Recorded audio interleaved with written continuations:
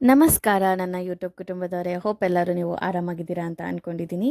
ಈ ದಿನ ನಾವು ಮಾಡ್ತಾ ಇರುವಂಥ ರೆಸಿಪಿ ಯಾವುದಂದರೆ ಫ್ರೆಂಚ್ ಫ್ರೈಸ್. ಫ್ರೆಂಚ್ ಫ್ರೈಸ್ ಬಗ್ಗೆ ಒಂದು ಸ್ವಲ್ಪ ಹಿಸ್ಟ್ರಿ ತಿಳ್ಕೊಳ್ಳೋಣ. ಹೆಂಗೆ ಬಂತು, ಯಾವ ರೀತಿ ಅಂತ. ಅದು ನಿಮ್ಗೆ ಗೊತ್ತಾ? ಫ್ರೆಂಚ್ ಫ್ರೈಸ್ ಅನ್ನೋ ಹೆಸರು ಕೇಳಿದರೆ ಎಲ್ಲರೂ ಇದು ಫ್ರಾನ್ಸ್ನಲ್ಲಿ ಹುಟ್ಟಿರಬೇಕು ಅಂತ ಅನ್ಕೋತೀವಿ, ಹೌದಲ್ವಾ? ಆದರೆ ಕತೆ ಸ್ವಲ್ಪ ಬೇರೆಯೇ ಇದೆ ಇಲ್ಲಿ ಟ್ವಿಸ್ಟ್. ಬಹಳ ಜನರ ಪ್ರಕಾರ ಫ್ರೆಂಚ್ ಫ್ರೈಸ್ ಮೊದಲು ಬೆಲ್ಜಿಯಂ ದೇಶದಲ್ಲಿ ಹುಟ್ಟಿದವು. ಸುಮಾರು 3 ವರ್ಷಗಳ ಹಿಂದೆ ಅಲ್ಲಿನ ಜನರು ಮೀನುಗಳನ್ನ ಫ್ರೈ ಮಾಡಿ ತಿಂತಿದ್ರಂತೆ. ಒಂದಿನ ತುಂಬ ಚಳಿ ಇದ್ದಿದ್ದಾಗ ನದಿಗಳು ಕೂಡ ಗಡ್ಡೆ ಕಟ್ಟಿದ್ರಿಂದ ಮೀನು ಸಿಗಲ್ಲ ಆ ಟೈಮಲ್ಲಿ. ಆಗ ಒಬ್ಬ ಬುದ್ಧಿವಂತ ವ್ಯಕ್ತಿ, ನಿಮ್ಮ ಥರ ಬುದ್ಧಿವಂತ ವ್ಯಕ್ತಿ, ಮೀನು ಇಲ್ಲ ಅಂದರೆ ಏನು ಮಾಡೋದು, ಆಲೂಗಡ್ಡೆನಾದರೂ ಇದೆಯಲ್ಲ ಅದನ್ನು ಕತ್ತರಿಸಿ ಫ್ರೈ ಮಾಡೋಣ ಅಂತ ಹೇಳಿದ್ನಂತೆ. ಆ ದಿನದಿಂದ ಇವತ್ತು ತನಕ ಫ್ರೈಸ್ ತಿಂತಾ ಇದ್ದೀವಿ.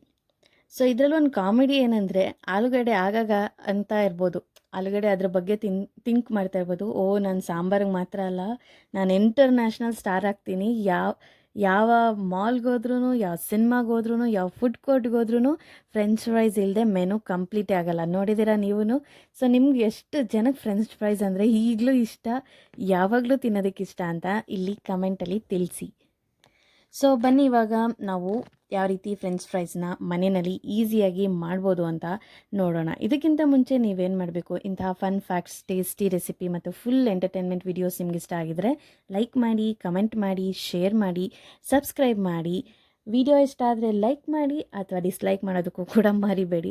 ಯಾಕಂದರೆ ವಾರಕ್ಕೆ 2 ವಿಡಿಯೋ ತರ್ತಾ ಇರ್ತೀವಿ, ಹೊಸ ವಿಡಿಯೋ ಬರ್ತಾ ಇರುತ್ತೆ, ಫನ್ ಫುಡ್ ಸ್ಟೋರೀಸ್ ಇರುತ್ತೆ, ಈಸಿ ರೆಸಿಪಿ, ಫುಲ್ ಕನ್ನಡದಲ್ಲೇ ಎಂಟರ್ಟೈನ್ಮೆಂಟ್ ಬರ್ತಾ ಇರುತ್ತೆ. ನಿಮ್ಗಾಗಿ ಯಾವಾಗಲೂ ಬರ್ತಾ ಇರುತ್ತೆ. ಹೊರಗಡೆ ಫ್ರೈಸ್ ತಿನ್ನೋದನ್ನು ಬಿಡಿ, ಮನೆಯಲ್ಲಿ ಕ್ರಿಸ್ಪಿ ಫ್ರೆಂಚ್ ಫ್ರೈಸ್ ಮಾಡೋಣ ಬನ್ನಿ. ಇದಕ್ಕೆ ಏನಿಲ್ಲ, ಆಲೂಗಡ್ಡೆನ ಬಾಯ್ಲ್ ಮಾಡೋ ಅವಶ್ಯಕತೆ ಇಲ್ಲ. ಫಸ್ಟ್ ನೀಟಾಗಿ ಆಲೂಗಡ್ಡೆನ ವಾಶ್ ಮಾಡಿಕೊಂಡು ಅದನ್ನು ಈ ರೀತಿ ಕಟ್ ಮಾಡ್ಕೋಬೇಕು. ಇದಕ್ಕೆ ಇನ್ಯಾವ ಮಸಾಲೆನೂ ಆ್ಯಡ್ ಮಾಡಬಾರ್ದು. ಇದಕ್ಕೆ ಜಸ್ಟ್ ಕಾರ್ನ್ ಸ್ಟಾರ್ಚ್ ಅಂತ ಏನು ಹೇಳ್ತೀವಿ ಅದಷ್ಟನ್ನೇ ಯೂಸ್ ಮಾಡಿ ನೀಟಾಗಿ ಆಲೂಗಡ್ಡೆಗೆ ಕಂಪ್ಲೀಟಾಗಿ ಕೋಟ್ ಆಗಬೇಕು.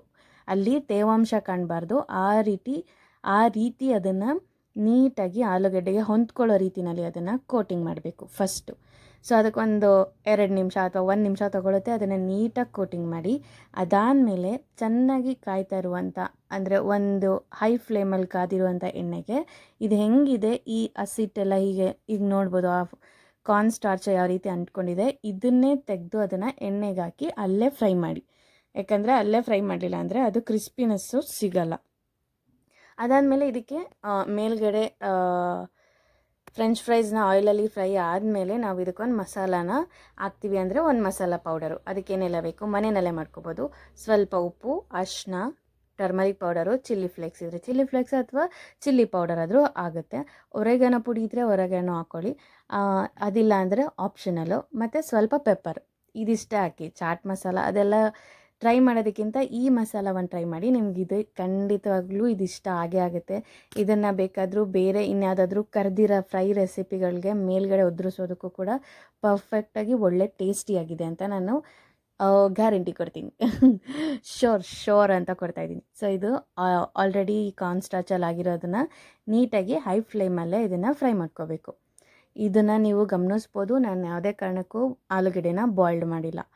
ಹಾಗೇನೇ ಕಟ್ ಮಾಡಿ ಕಾರ್ನ್ ಸ್ಟಾರ್ಚಲ್ಲಿ ನೀಟಾಗಿ ಅದನ್ನು ಕೋಟಿಂಗ್ ಕೊಟ್ಟು ಎಣ್ಣೆಯಲ್ಲಿ ಡೀಪ್ ಫ್ರೈಯಲ್ಲಿ ಫ್ರೈ ಮಾಡ್ತಾಯಿದ್ದೀನಿ. ನೋಡಿ, ಈಗ ಡೀಪ್ ಫ್ರೈ ಆಗೇ ಹೋಯಿತು. ಈ ರೀತಿ ರೆಡಿ ಆಗುತ್ತೆ. ಇಲ್ಲೆಲ್ಲೂ ನಿಮಗೆ ರೆಡ್ಡಾಗಿ ಕಾಣಿಸ್ತಿಲ್ಲ ಅಥವಾ ಕಪ್ಪಾಗಿ ಕಾಣಿಸ್ತಾ ಇಲ್ಲ, ನೀಟಾಗಿ ಕುಕ್ ಆಗಿದೆ. ಇದರ ಮೇಲ್ಗಡೆ ನಾವೀಗಾಗಲೇ ಮಾಡಿರುವಂಥ ಪೌಡರ್ನ ಉದುರಿಸ್ಕೊಂಡ್ರೆ ರೆಡಿ ಟು ಸರ್ವ್. ಹೋಪ್ ನಿಮಗೆ ಈ ವಿಡಿಯೋ ಇಷ್ಟ ಆಗಿದೆ ಅಂತ ಅಂದ್ಕೊಂಡಿದ್ದೀನಿ. ನಿಮ್ಗೆ ಈ ವಿಡಿಯೋ ಇಷ್ಟ ಆಗಿದ್ದರೆ ನನ್ನ ಚಾನಲ್ನ ಸಬ್ಸ್ಕ್ರೈಬ್ ಮಾಡೋದು ಮಾತ್ರ ಮರಿಬೇಡಿ. ಯಾಕಂದರೆ ನಾವು ಗೊತ್ತಲ್ಲ, ಆಗಾಗ ನಾವು ವೀಡಿಯೋದಲ್ಲಿ ವಾರಕ್ಕೆ 2 ವೀಡಿಯೋ ತೊಗೊಬರ್ತಾನೆ ಇರ್ತೀವಿ. ಸುಮ್ಮನೆ ಜೋಕ್ ಮಾಡಿದೆ, ಬಟ್ ಇನ್ನೂ ಜಾಸ್ತಿ ವೀಡಿಯೋಸ್ಗಳಾಗುತ್ತೆ ಇನ್ನು ಮುಂದೆ. ಈ ಒಂದು ಫ್ರೆಂಚ್ ಫ್ರೈಸ್ನ ಟೊಮೆಟೊ ಕೆಚಪ್ ಜೊತೆ ಸವಿಯಲು ಸಿದ್ಧ. ಈಗ ಮಳೆ ಬರ್ತಾ ಇರೋ ಸೀಸನ್ಗಂತೂ ಇದು ಪರ್ಫೆಕ್ಟ್ ರೆಸಿಪಿ ಅಂತಲೇ ಹೇಳ್ಬೋದು. ಚೆನ್ನಾಗಿ ಒಂದು ಮಿಕ್ಸ್ ಕೊಟ್ಟು ಟೀ, ಕಾಫಿ ಅಥವಾ ಒಂದು ಕೋಕ್ ಜೊತೆ ಕುಡಿಯೋದಕ್ಕೂ ಕೂಡ ತಿನ್ನೋದಕ್ಕೂ ಕೂಡ ಸೂಪರ್ ಆಗಿರುತ್ತೆ. ಮಸ್ಟ್ ಟ್ರೈ ಅಂತ ಹೇಳ್ತೀನಿ. ಈ ವಿಡಿಯೋ ಇಷ್ಟ ಆಗಿದ್ರೆ ಲೈಕ್ ಮಾಡಿ, ಸಬ್ಸ್ಕ್ರೈಬ್ ಮಾಡಿ, ಮತ್ತೆ ಸಿಗ್ತಾನೆ ಇರೋಣ. Until then stay safe and stay healthy. Bye bye.